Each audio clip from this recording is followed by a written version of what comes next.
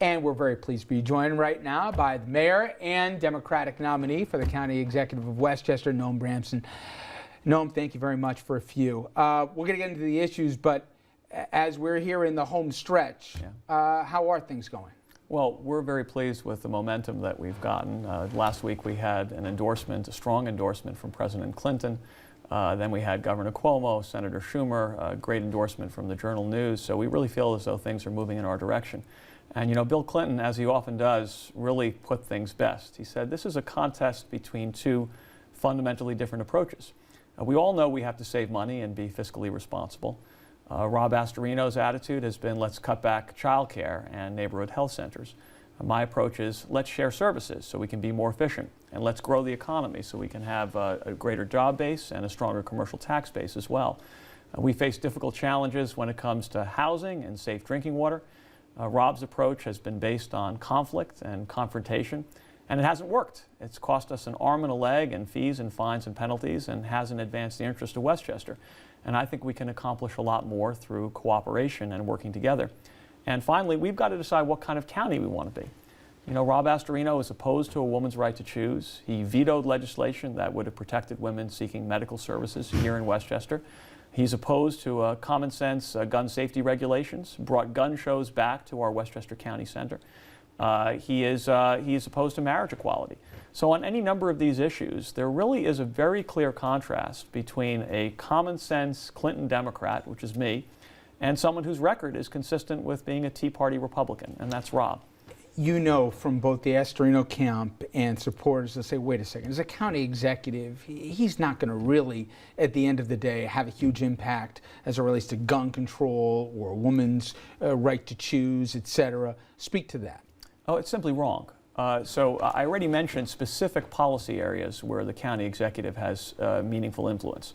It was Rob Astorino's decision to lift what had been a 10-year ban on gun shows on county property that was instituted after the Columbine massacre. And he decided as one of his first acts in office to bring gun shows back, even though we know gun shows are notoriously lax in their background standards.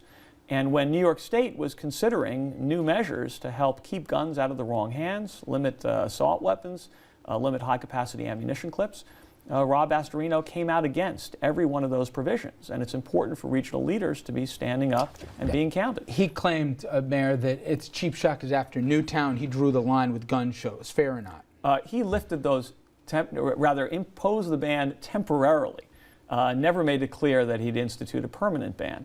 And I think that's really the test. And again, when it came to the New York SAFE Act, he was opposed to all of these sensible measures. So I respect the right of law-abiding, responsible citizens to keep and bear arms. But I must tell you, I've spoken to parents who have lost children. Several weeks ago, I was with Gabby Giffords, whose life is a testament to what gun violence can do.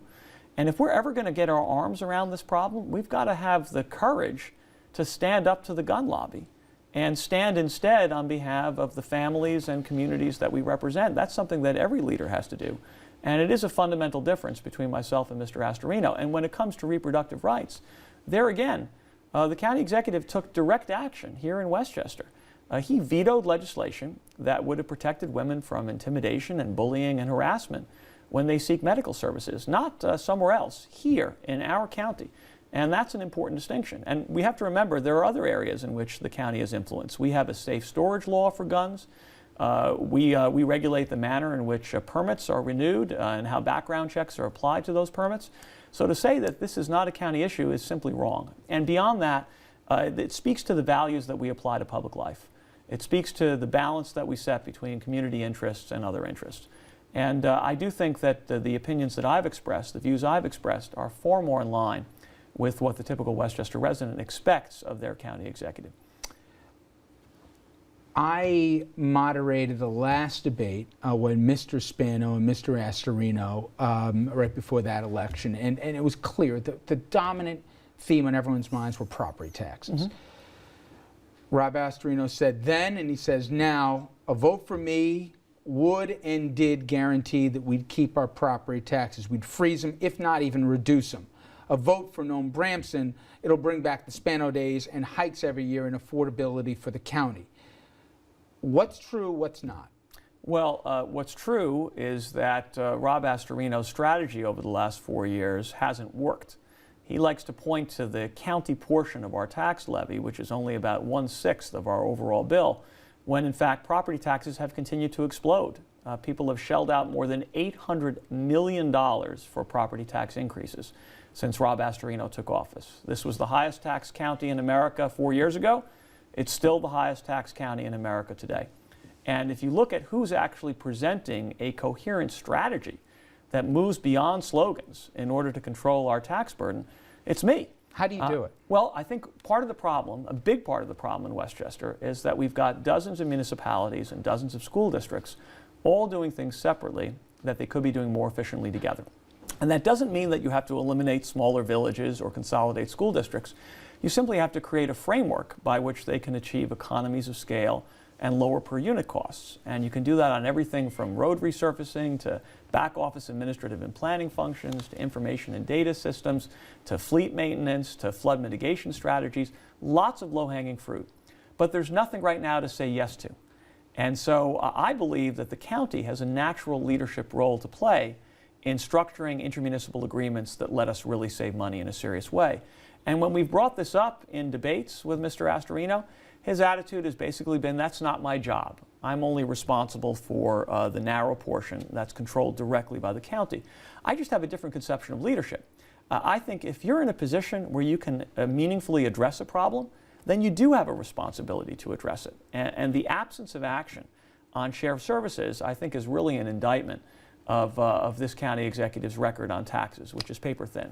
What about the record on the housing desegregation lawsuit? And specifically, what you do different if you were elected? Rob's contention is, if you capitulate here, the county's being singled out unfairly, and more than that, if there's a complete capitulation, the county's going to really take it on the chin. It's the job of his office to fight this tooth and nail. Well, the problem with the Astorino approach is not that he's been fighting. The problem is that he's been losing.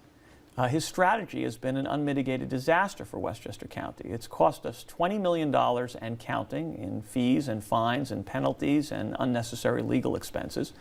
And it hasn't advanced the interest of a single community or a single resident of this county. All it's done is unnecessarily prolong a divisive dispute. So my view is we're going to accomplish a lot more by having constructive working sessions with federal officials, local officials, and county officials all sitting together at the table and figuring out how can we get this expensive, divisive mess behind us. In fact, the job that remains ahead of us is really quite small. According to the latest Housing Monitors report, there are only 7 communities in Westchester that still require some additional examination. It's likely that the remedies, if any, in those 7 communities will be ones that can be worked out collaboratively without too much fuss. And that, to me, is a more intelligent approach. This idea to put math, if I could, yeah. What's the distinction in terms of what you think the county wouldn't have to lose in terms of aid from the federal government versus what it might? I don't think we'd have to lose anything. We've already lost $7.4 million as a result of the county's actions. There's another $13 million at risk, and I want to make sure we recapture every penny of that $13 million. And I'm confident we can accomplish that. And you know, this idea that Mr. Astorino keeps offering that, well, I'm going to stand up for principle and to heck with the consequences. That's exactly the attitude that Ted Cruz and the House Republicans had in Washington when they shut down the government. When you're in a leadership position, you have to be considerate of the consequences of your actions. It's not just what you think, it's what you do and how that plays out in real lives and real communities. So we've tried his approach and it hasn't worked. And I think it's time for a new approach. And we also have to keep in mind that the manner in which the county executive has characterized this settlement has no relationship to reality. There's nobody who would accept or is suggesting that we need to get rid of all of our local zoning codes. That's a fantasy. It's not true. What we do need to determine is whether there are in communities reasonable opportunities in reasonable places for affordable housing to be sited. That's the standard, and that standard predates the federal settlement. It's actually embedded in pre-existing law. And that's the standard that we have to use going forward. So when the county executive says, I'm just going to kind of stop and fight this, he's really not doing any favor to the municipalities. He's in effect washing his hands of any responsibility and telling the municipalities they're on their own.